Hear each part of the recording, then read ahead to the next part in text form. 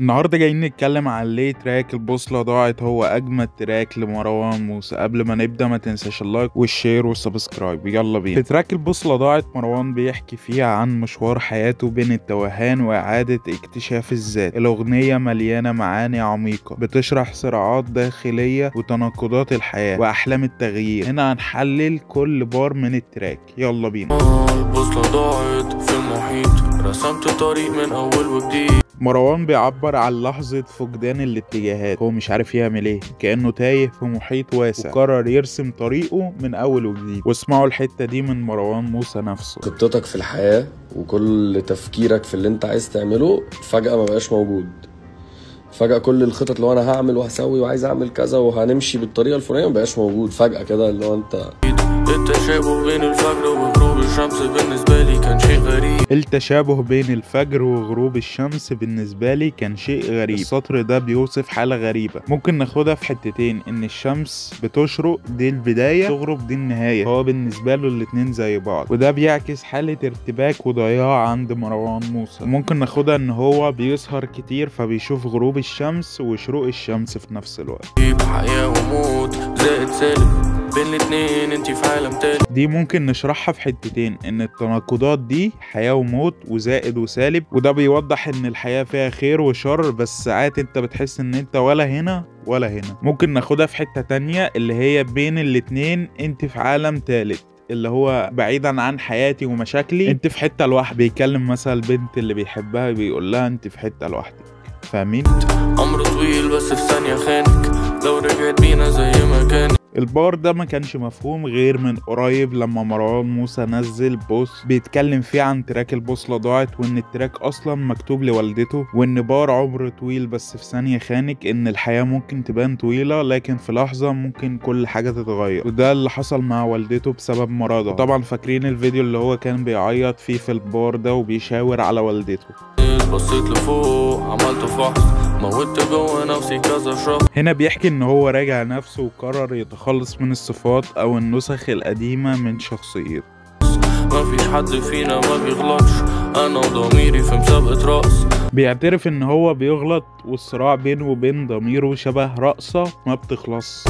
انا بحاول افتكر كل الليالي اللي ساحت في بعض. هنا بيعبر عن محاولته لانه يفتكر الليالي اللي عدى عليها الزمن وفقد الاحساس بيها بسبب انها كلها بقت شبه بعض. ايامها دنيتي كانت سهلة بس انا اللي فضلت مصمم على الصعب. بيفكر في وقت كانت حياته بسيطة لكن هو اختار الطريق الصعب بنفسه عشان يحقق حلمه. بحر كبير مش عامل صوت، نور القمر سايح على الموت. الهدوء اللي ظاهر في الصورة اللي هو بيقولها دي بيخفي اضطرابات جواه، كأنه بحر كبير بس شكله هادي. بنموت من الخوف، بنخاف الموت كلها شوية ونطلع على فوق. ده بيكشف التناقض الإنساني بين الخوف من الحياة والخوف من الموت في نفس الوقت. ده اللي عندي ناس كتيرة ما بقتش جنبي. البار واضح أعتقد يعني إن هو بيتكلم عن حاله دلوقتي، الناس ما بقتش جنبه. هم المفروض كانوا يشيلوا عني، ببين لهم إن الدنيا جنبي. بيعبر عن خيبة أمل في الناس كان متوقع منهم الدعم، بس هو بيبين لهم إن الدنيا كويسة مش عايزهم. عايزين يقروني زي الكتاب، فديت لنفسي شوية تعليمات. الناس بتحاول تفهمه كأنه كتاب مفتوح، لكن هو حط حدود عشان يحمي خصوصيته ويحمي حياته. وش بدون أي تعبيرات، مطبات ملفات. بيظهر نفسه بوش خالي من التعبيرات برغم ان هو بيواجه تحديات كتير زي المطبات والملفات، بس هو عامل نفسه مش متأثر. الناس دي عاملة زي البلالين، حابس جوه نفسي مساجين. بيشبه الناس انهم بالونات عشان سطحيين بيشوفوا الكلام من بره. بيعترف ان هو جواه حاجات كتير مخبيها، بس واخد بالك ان كل بارات التراك مربوطة ببعض. وسط الزحمة نسيت لك انا مين، حسني لوحدي وسط الملايين. بيحس بالوحدة وفقدان الهوية وسط الناس والزحمة، وده المفروض يعني اللي هي في المواقف المفروض ما تحسش بيها بالوحدة.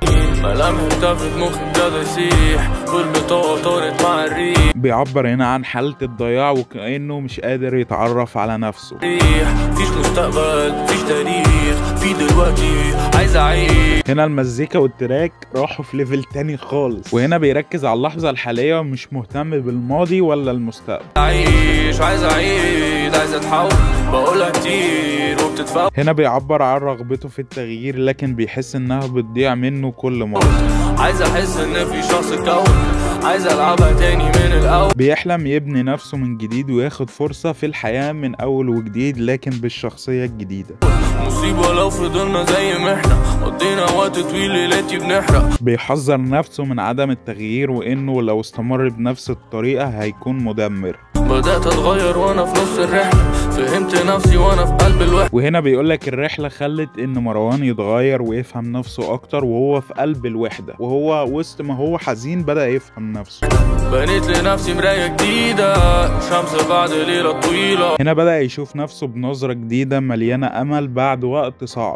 جهزت وطلعت عالسفينة، بس الدنيا دي غريبة. بيحكي عن استعداده للرحلة الجديدة لكن الدنيا دي غريبة ممكن تشقلبه في لحظة ويرجع تاني بالكورس البوصلة ضاعت في المحيط. عايزكم تشوفوا الفيديو ده ومروان بيتكلم عن التراك ده. انا شخصيا بتاثر بالاغنيه دي دلوقتي كانها اغنيه حد تاني فعلا، يعني هو بتفكرني بالوقت اللي كنت عايشه ساعتها، فاللي هو عرفت قد ايه ان هي حلوه. وبس كده، ده كل اللي عندي النهارده. اتمنى الفيديو يعجبكم. الفيديو الصراحه مفصل جدا. ما تنسوش تكتبوا لي تحت في الكومنتات عايزين التراك الجاي ايه. سلام.